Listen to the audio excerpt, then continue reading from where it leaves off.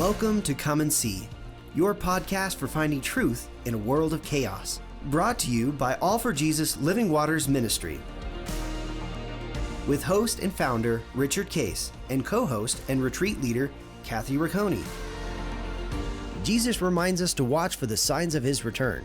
Today we will explore further what we are seeing in our times that line up with what signs he said would indicate the potential of the end and his return. We will also discuss the practical meaning of this as we watch and as a remnant prepare as he so leads. And now your host, Richard Case.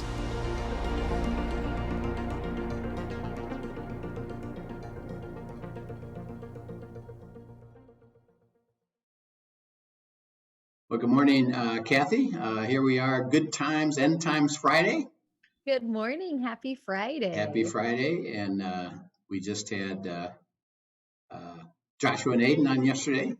Yes. That was fun for them to be with so me much here. fun to have them. And I loved even just being reminded and hearing it from the youth. I think this is what's cool is to hear just how faithful God is and how they've been seeking him in this time and how he has been faithful to give them joy, even in what truly is a difficult season for both of them for different reasons. Yeah. And it was great just to hear what's going on and how God has just been so faithful in the midst of it all. Yeah, amen to that. And it's fun to be part of that and see their life, have a heart to abide and learn to seek God's will and work through worry, fear, and anxiety. Right. So, I tell you, I think it's got to be such a blessing. You know, I'm not to the grandparent stage yet, but I look forward to that at some point. But to be able to see, you know, not only your kids walking with God, but now seeing your grandchildren walking with God and abiding and seeking him. What a testament to you and Linda, honestly, too. It's fun so cool. To be part of it. It is fun to be part of it. And one thing we do talk about grandparents with their grandchildren is look at it as a seed planting, and there will be harvest. And be careful not to try to, in other words, get it all done at once or to get it quick. That I need them. No, it's just keep pouring into them. Look at it as a very long-term process of, and I'd say the two things that Linda and I did particularly was Linda was particularly good at every time she's in the car, every time that they were around, she was teaching them Bible stories and worship songs. Right. And so, and there's videos, by the way, that are you can order on Amazon called Praise Baby for really little ones. And, sweet. This is where they're playing classical. Interesting enough, they're playing classical music. And we even did it when they were, 4, 5, 6, 7, 8 months old. They were listening to that. Which, by the way, classical music actually does something with the neurons in your brain and the neural synapses to make you better at math. Yeah. The math teacher in me had to tell you that. Okay, excellent. And then they have worship songs. And then as they get older, it's called Read and Share. And Read and Share is videos of Bible stories. And they're beautifully done. And by the way, this is the one that did Praise Baby and does these worship songs is Jody Benson. And do you know who Jody Benson is? I know the name. I can't place it off the top of my head. You're gonna say, oh yeah. Jody Benson was the voice of Ariel in The Little Mermaid. Oh, no way. Yeah. That's great. So she was famous with her voice, and she's a believer. And so she took that idea that God gave her is, I'd like you to use your voice to make these videos. What you called it? Praise Baby? Praise? Yeah, Praise Baby. Praise Baby. It's for younger ones, and then Read and Share a little bit for older ones. And they're beautiful, beautifully done. But Linda invested in them. And then the other thing we did was we did this along with their parents, who were very faithful in teaching them abiding and walking with them and cooperating with them and processing with them. But we would basically what I call do life together. And I don't have to go teach them like a study. It's that life is a study. And so they would have, as toddlers and young students in school, and then going on to teenagers, stuff that they deal with. And so they talk. We taught them, come and share what's going on, what's happening, what's real. They would, and then we say, okay, let's go see what God would say about this. And we took them to the Word. Right. Well, let's see what the Word has to say about this in terms of the promise, the application, discerning God's will for them personally. And then they saw it work, because remember, God's will isn't about what we do. It's what He's going to do in our life. Right. And they got to experience that and say, wow, that really is wonderful to see. And again, it's not that they, and we're in the series of overcoming worry, fear, and anxiety. It's not that they were removed from trouble. Right. It's that in that process of life, they learned, well, let me go to the Word about that. And what does the Word have to say? And then as they received it and abided in it, they then were able to stand on truth, and they became ones that could communicate that truth to their Right. peers. And they said, there's a lot of issues going on with gays and drugs and alcohol and sex and all kinds of stuff that they can speak into. And they've learned, by the way, that, and we actually talked about this a little bit on Wednesday when we talked about that discussion of self-control. Right. Is they've learned, well, it's not going to do me any good to tell anybody what they should do. Right. What I'm going to do is invite them to go see what God has to say about it, Mm-hmm. and then let them process through as we are doing, that we know the truth, and we're willing to speak that truth and reflect that truth, and not just say it's fine. We think that may not be of God. The way they've approached it is, well, we think that may not be of God. Would you like to learn what God has to say about it? And of course, their friends are saying, yeah, I really would. Right. So it's really interesting to see. And well, one of the things you're really describing there too, and I know it's something you guys are so intentional about, and Dan and I have been intentional about, it's really living out loud, yeah, living your faith out loud. yeah, I like that. And it's just letting them be a part of. I think I get a lot of questions about parenting just because my kids do have a strong faith. And that idea of inviting them in to see how we process with God, even, Yeah. and then, leading them back to His feet when they need to process with Him, and all of that, just doing it out loud, so that it's not this hidden secret place only, but inviting them into seeing what God is doing in your life and in their life. I think it's a big deal, Yeah, absolutely. and then they do that with their friends. Just live it out loud. This is who I am. This is who God says I am. And I get to hear from Him. So do you want to hear too? Yeah. Yeah. And that, by the way, is the essence of why we're doing this. Is the covenant life is, well, we're called to live it, which means we are to be blessed. Let God resolve things through our life and give us favor, and resolve all the issues of life, which, by the way, they continue, so that we can give it away.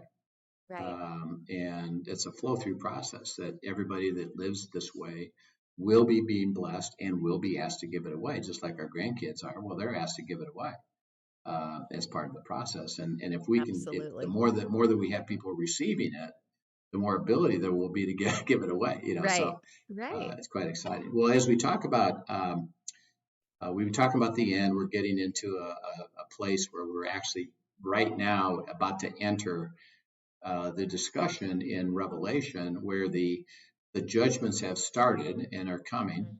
Remember, that's at mid-trib, 3.5 years. And then that ushers in God's wrath against the world and the people of the world, because they're following the Antichrist, who has established himself as God.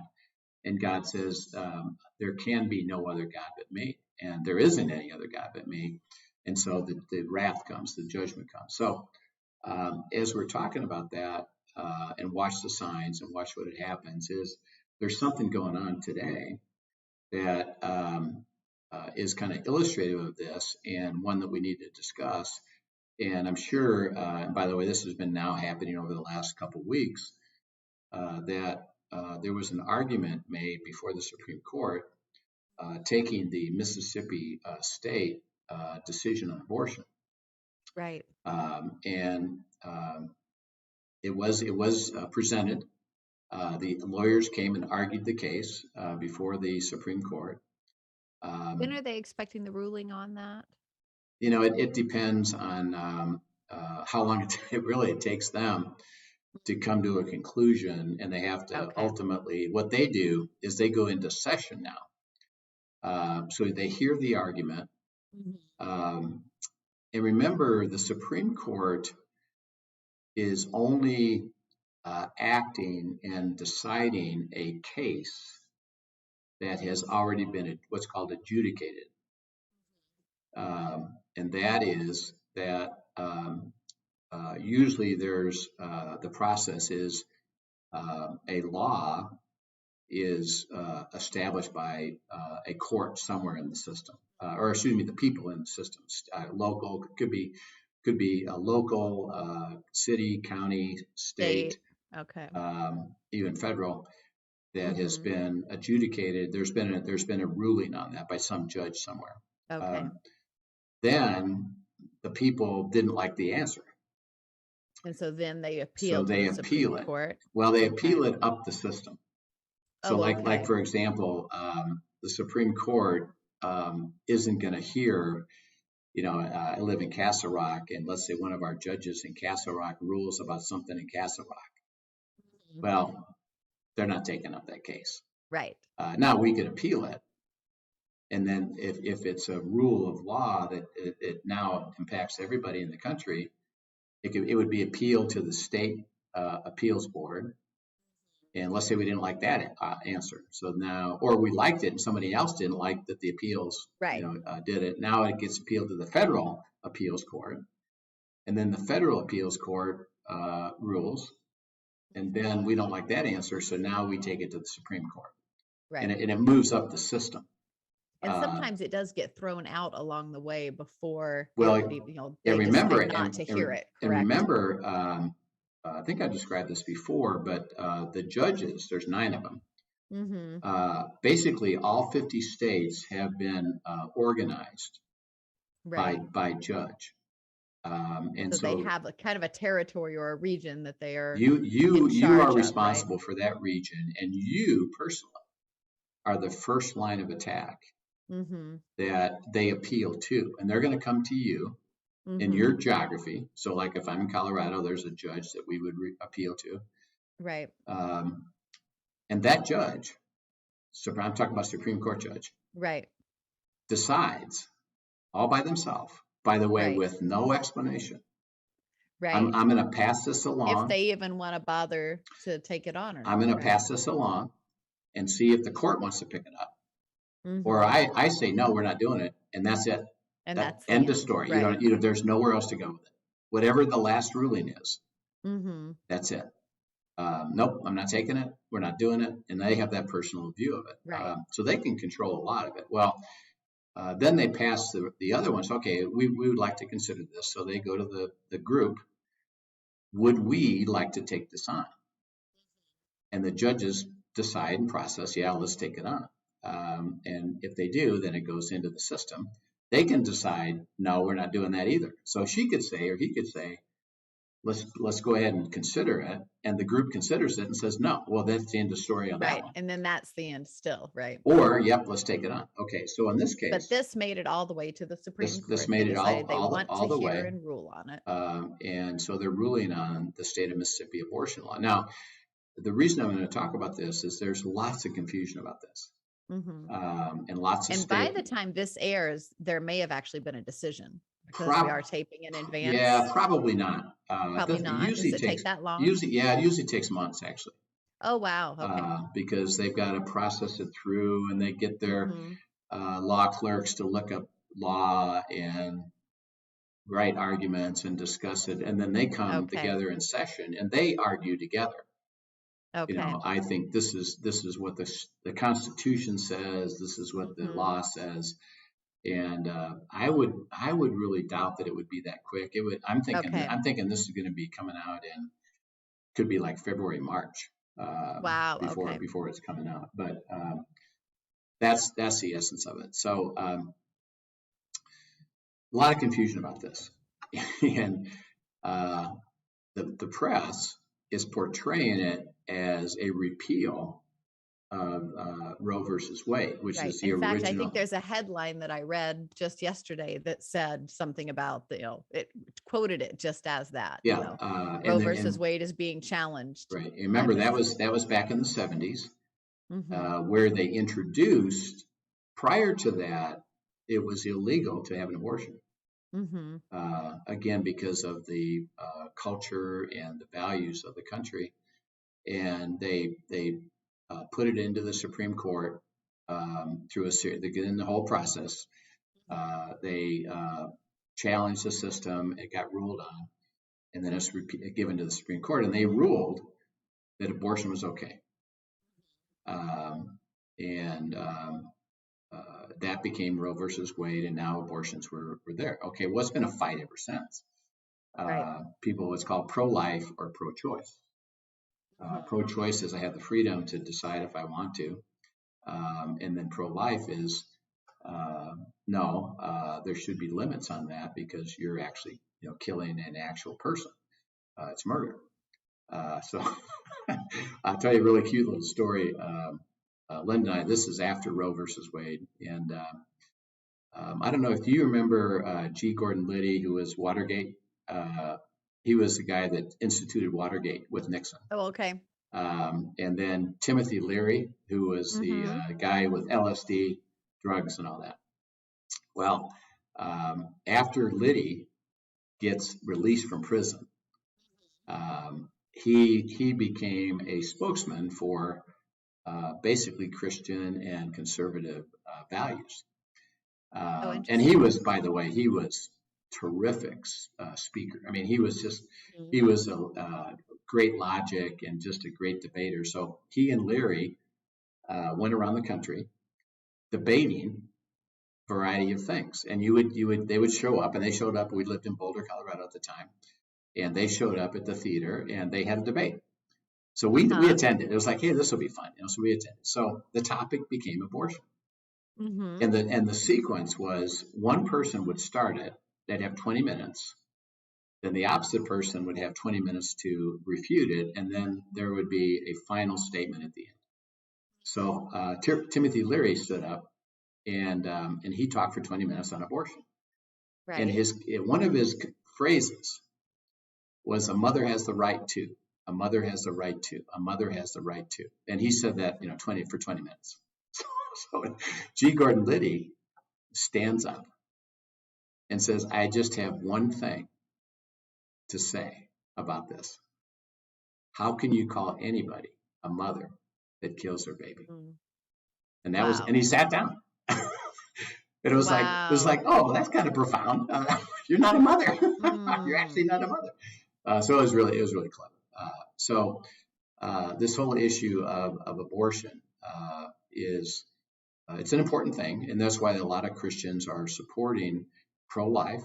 That we would like to preserve life and do everything we can to preserve life, and they're working at it. They've been working at it. So this state came up, and so it's talked about as a repeal of abortion or a repeal of Roe versus Wade.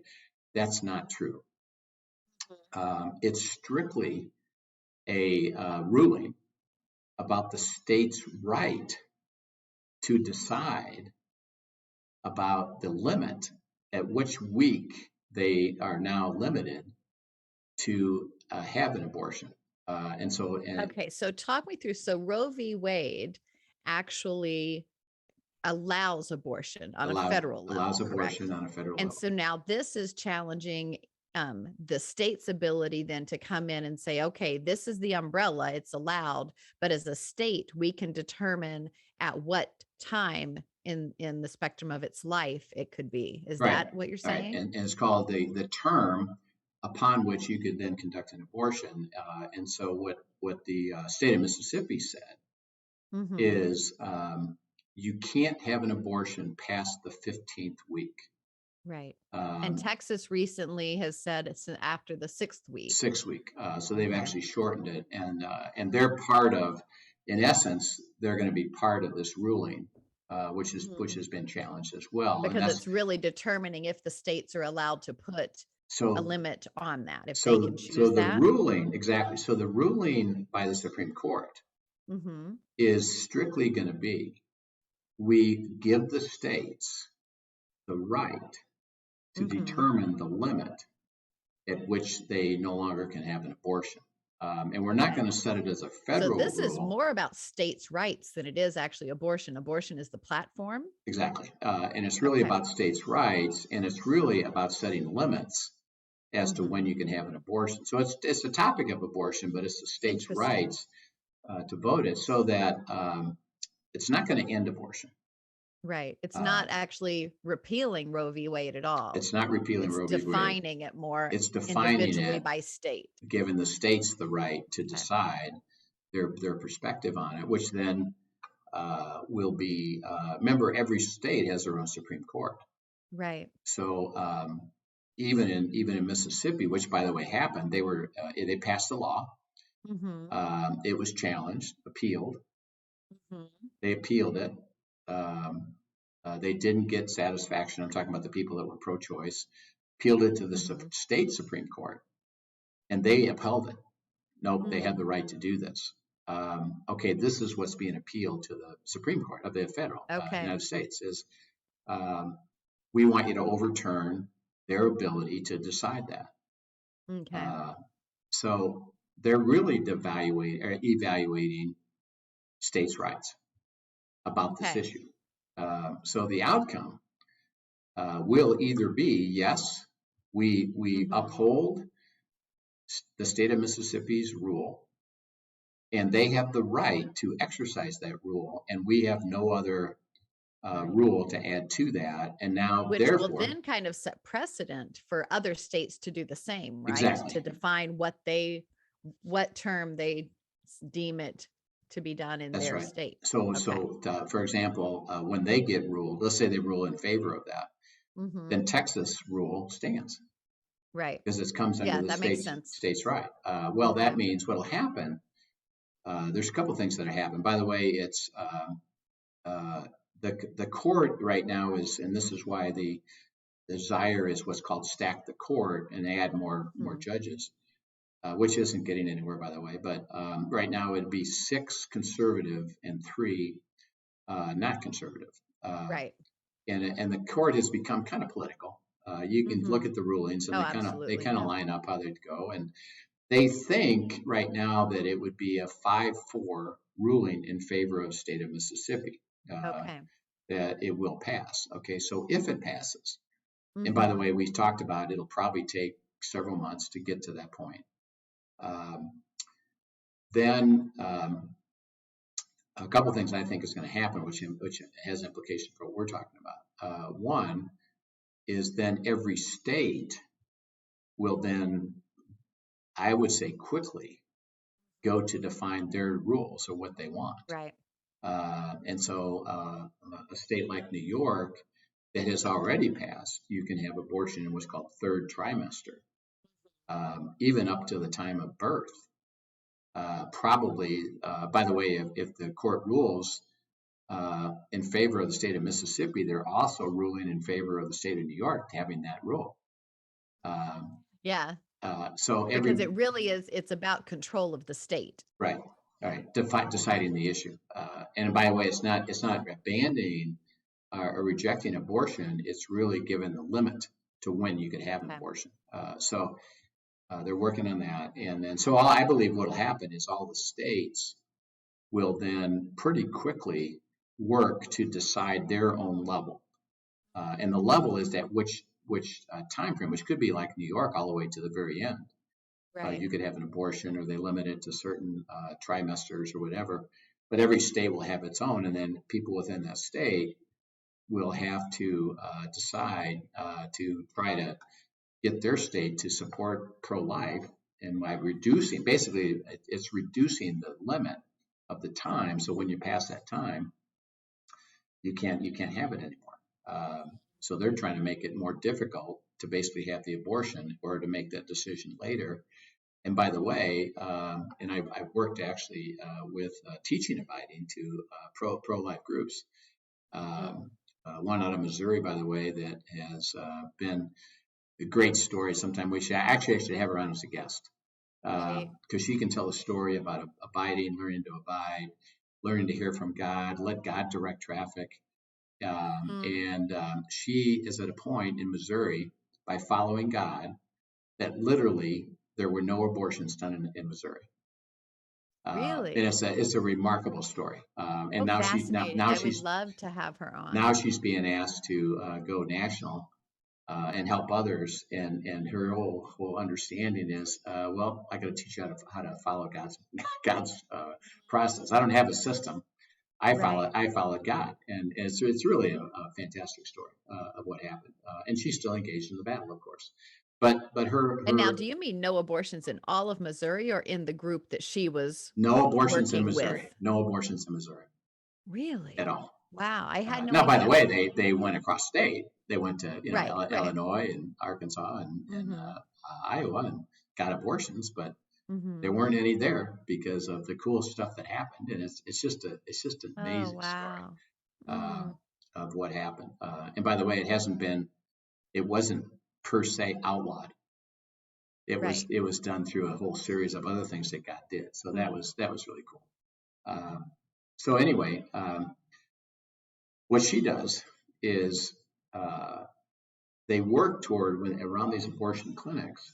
Uh, they have a right to set up, and as people are going to the abortion clinic, what they do is they invite people. Well, before you go there, would you come over here to our trailer and watch a ultrasound Mhm. of your life in you?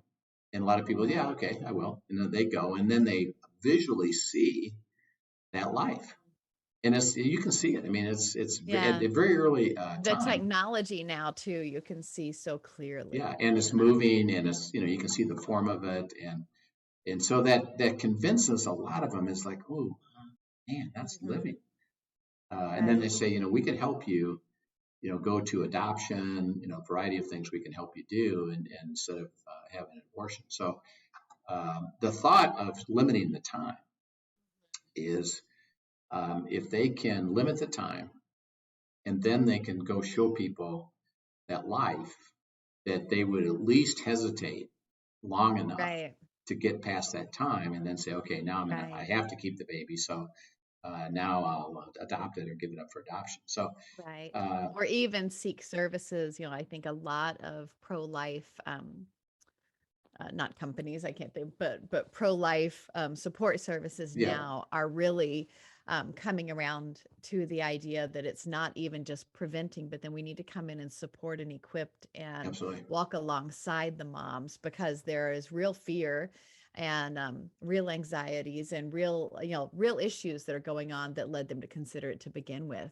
And as Christ followers, we need to be walking with them in Yeah, that. and one of the things, by the way, that her name's Bridget, she really received was, you don't need to attack what the other Hmm. party's doing, Right. and yell at him and scream at him and come against No, him. none of What that looks like Jesus. why don't you just invite people to the truth and let them Mhm. at least have a chance? You can't control their choices, but Right. if you can give them an opportunity to see something different, invite them to that, Mhm. and do it out of love and not condemnation. Right. And that changed everything, where people started to go to these ultrasound centers, Mhm. and then they decided not to have abortions, and then there's a Right. whole other things that happened where they basically wound up with no clinics because it wasn't profitable. Right. It was really interesting. Wow, that's cool. So it was really cool. So anyway, what I think is going to happen on this is, first of all, that we know for sure the states will then, I think, pretty quick through their legislatures and governors, get to a point of, okay, let's decide what we want to do Mhm. and set it up. And I think they will. And there'll be a variety of very liberal states, liberal meaning not willing to limit abortions, Right.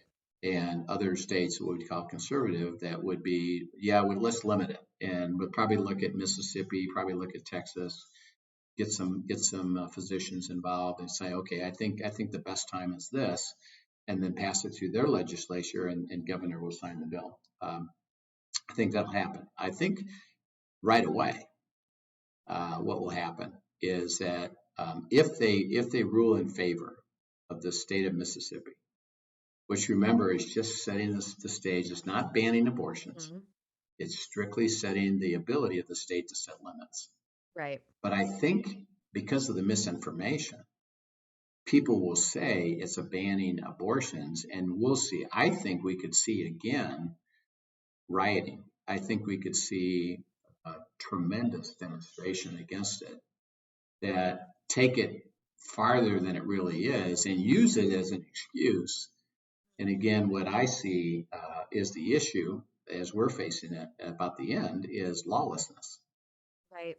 It's building lawlessness into a process of taking, and that when the Supreme Court rules, by the way, that's law.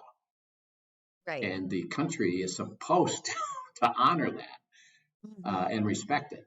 But I think we're losing that where if we don't agree with that, we're gonna demonstrate, fight, and even riot and cause damage against it because we think that's a bad decision. And in law is no longer respected, which is the definition of lawlessness. And by the way, Paul. And there's a way to challenge law without going to all of those things as well, Yeah, or to look at what's really the truth of this and what does that mean and what do I need to do next? And because their remedy would be, well, then we got to go to the state level. And even in Mississippi, people who are pro-choice can say, well, we're going to go back and try to get them to expand that limit, which they have a right to do. Right. So it'll be interesting to see.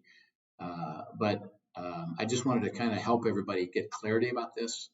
So I think that's really good because there's so many different media sources coming with their different skew. And honestly, on both ends of the spectrum, people are reporting things with an agenda. And so to simply hear the facts on things and to learn to discern in the midst of this is an important thing for us. Yeah. And then, keep praying and understanding it, but recognize that because we're dealing in what I believe is a strong spiritual activity, which is principalities and powers, is that the outcome of this, I believe, will tend to go toward chaos, will tend to go toward division, will tend to go toward lawlessness, which is what Paul says is going to happen at the very end. So is this another indicator as we see the result of this?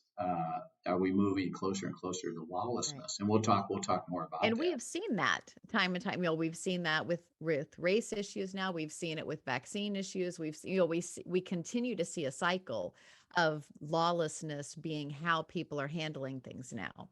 And so it is an interesting thing to watch. Right. Yeah. That's right. So I think that'll be helpful for people to at least understand it, watch for it. Right now it's in the hands of the Supreme Court justices. They've heard the argument.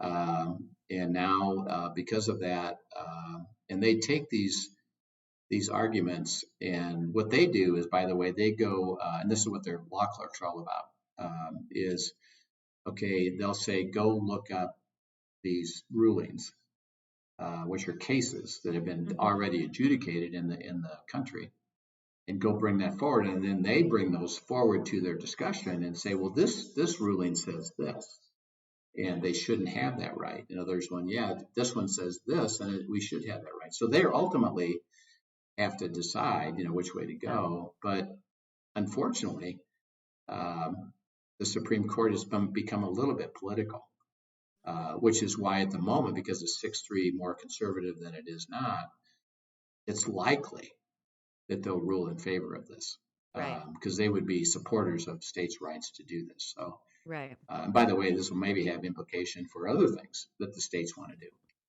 like vaccines and COVID. There are a lot of further implications here because it is for states' rights. So as we look at the discussion of the end, is that is this another contributor to the lawlessness and the aspect of division, because a house divided cannot stand? Is this just cementing that even deeper? Because I think we're dealing with principalities and powers. So I think it was just a good discussion to get on the table. And as we come in our series, that one of the outcomes, as we look at remember the tribulation is Daniel's last week, starts with the beast, the system of the beast, a one world government. The mid-trib, 3.5 years. In that first 3.5 years, there appears to be great wealth building. Right. By the way, the appearance of it, not necessarily the reality of it. And then the Antichrist, by that time, has established himself as equivalent to I'm running the beast and I am the beast. Now he says I'm God, and everybody needs to worship me. That issues in God's wrath. And we talked about the trumpets. Right. And it's blowing, the trumpet is always blowing God's wrath is coming. And there's been 6 of them that we've talked about. Well, now we get to the place where it's approaching the very end. So if you go to Revelation 11 and read verses 15 through 19, Revelation 11, 15 through 19. Sure. Then the 7th angel blew his trumpet, and there were loud voices in heaven saying, "The kingdom of the world has become the kingdom of our Lord and of his Christ, and he shall reign forever and ever." And the 24 elders who sit on the thrones before God fell on their faces and worshiped God, saying, "We give thanks to you, Lord God Almighty, who is and who was, for you have taken your great power and begun to reign. The nations raged, but your wrath came, and the time for the dead to be judged, and for rewarding of your servants, the prophets and saints, and those who fear your name, both small and great, and for destroying the destroyers of the earth." Then God's temple in heaven was opened, and the ark of his covenant was seen within his temple. There were flashes of lightning, rumbles, peals of thunder, an earthquake, and heavy hail. So this is, remember, there's been 6 judgments, so to speak. And there's 7 total. And then the 7th one issues in what's called the bowls. And this is now the next level of the final judgment. There's 7 things that happen in the final judgment. All this other 6 have all been singular.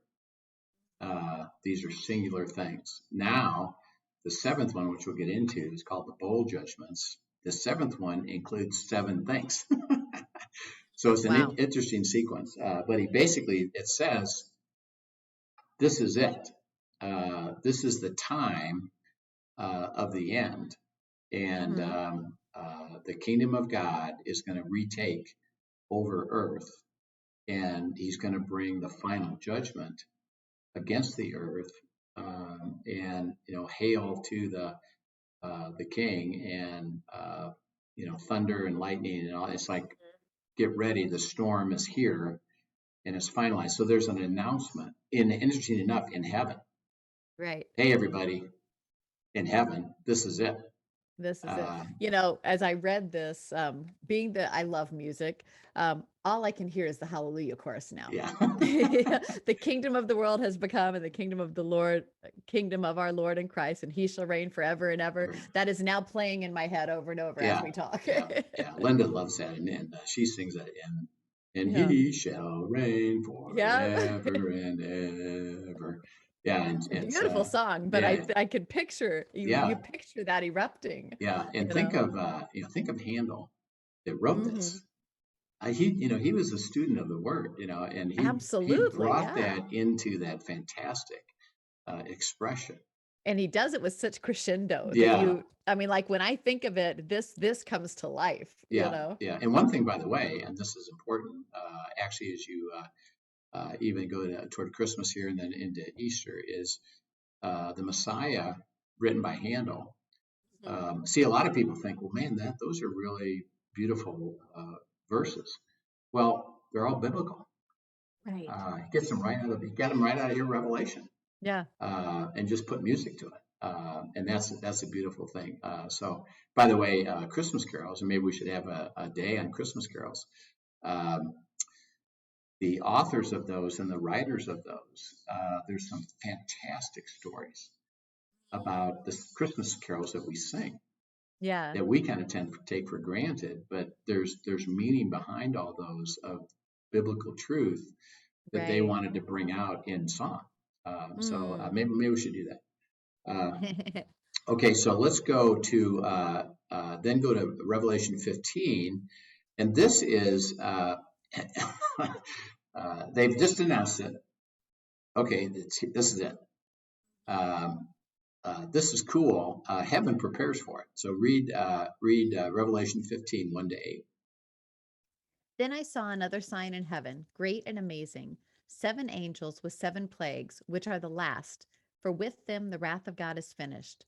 And I saw what appeared to be a sea of glass mingled with fire, and also those who had conquered the beast and its image and the number of its name standing beside the sea of glass with harps of God in their hands. And they sing the song of Moses, the servant of God, the song of the Lamb, saying, Great and amazing are your deeds, O Lord God the Almighty. Just and true are your ways, O King of the nations. Who will not fear, O Lord, and glorify your name? For you alone are holy. All nations will come and worship you, for your righteous acts have been revealed. After this I looked, and the sanctuary of the tent of witness in heaven was opened. And out of the sanctuary came 7 angels with the 7 plagues, clothed in pure bright linen, with gold sashes around their chest. And one of the 4 living creatures gave to the 7 angels 7 golden bowls full of the wrath of God, who lives forever and ever. And the sanctuary was filled with smoke from the glory of God and from his power, and no one could enter the sanctuary until the 7 plagues of the 7 angels were finished. Yeah. So it's basically saying heaven is preparing for, and again, remember we've had 6 trumpets and 6 judgments.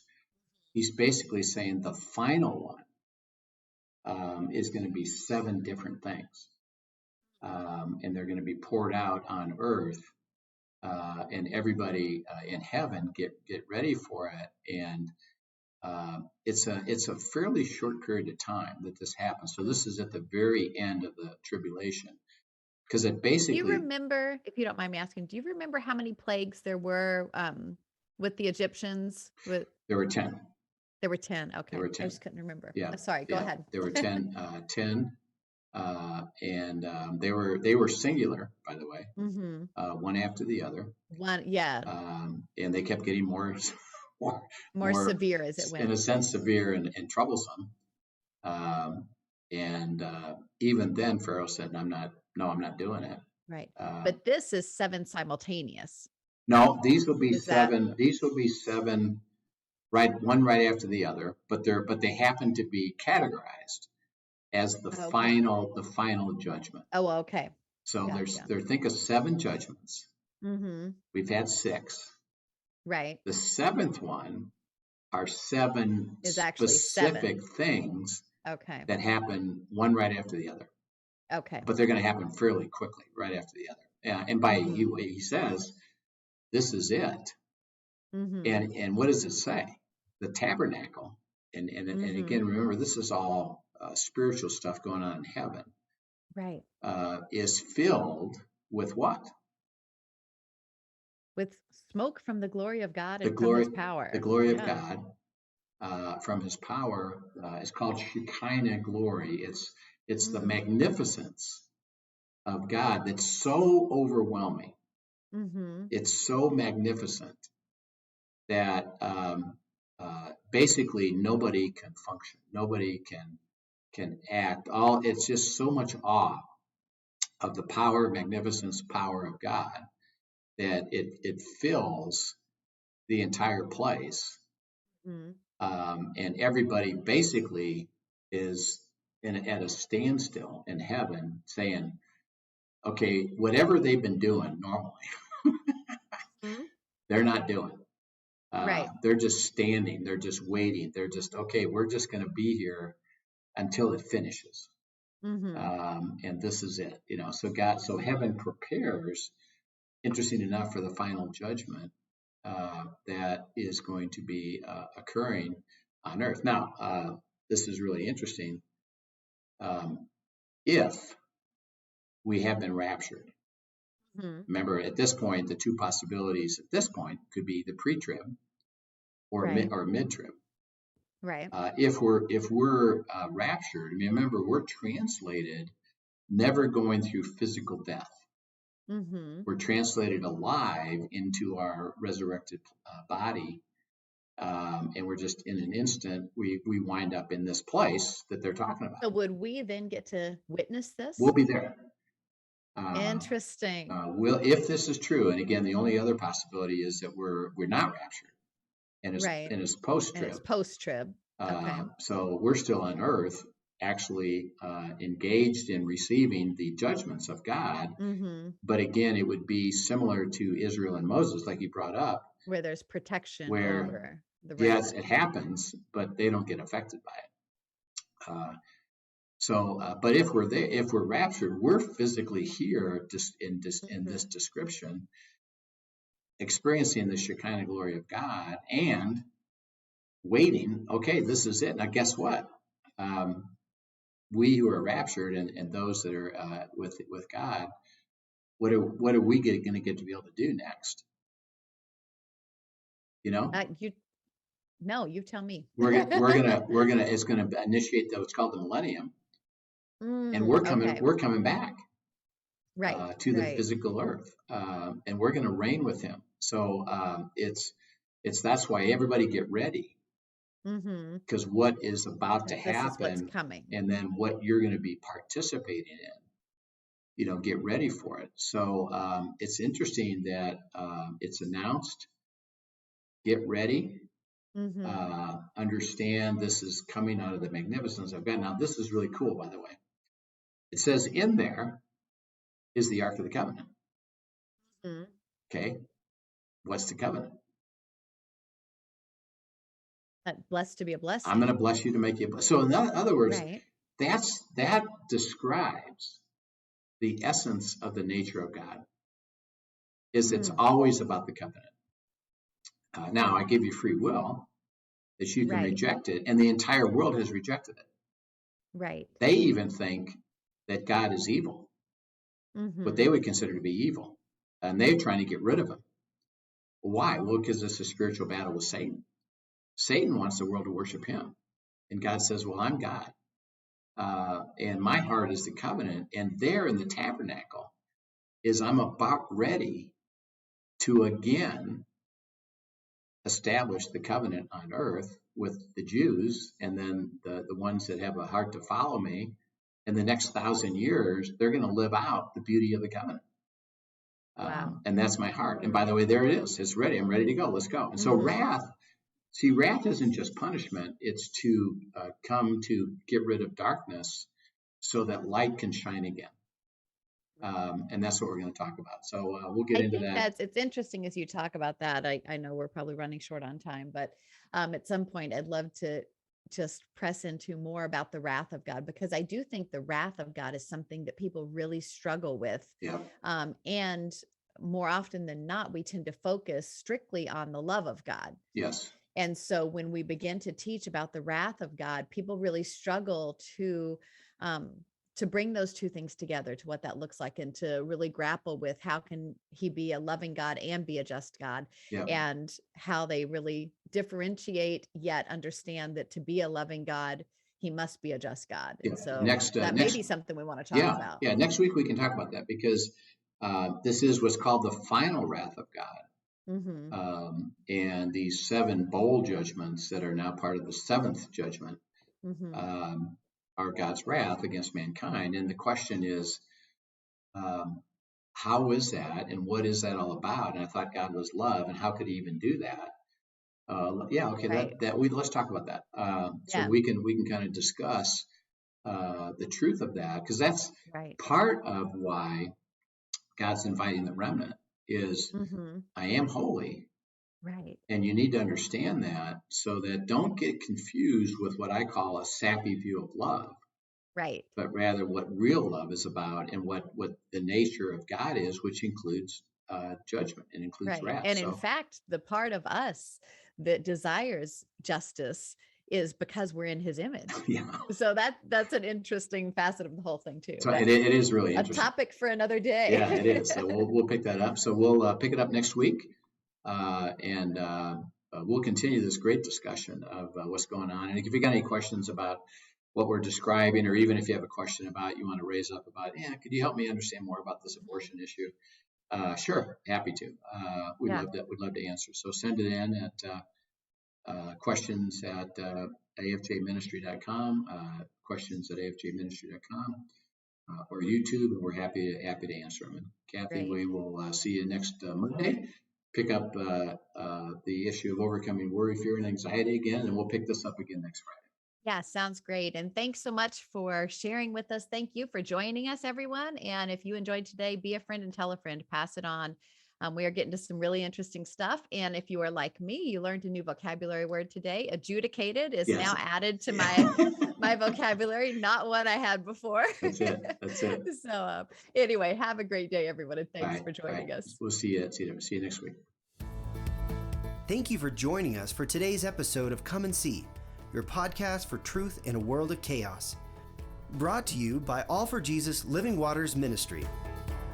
Send us your questions and comments, and tune in tomorrow for more answers to your personal questions about living life in God's truth. Remember, God's will is best and none better. His truth brings peace in this world of chaos.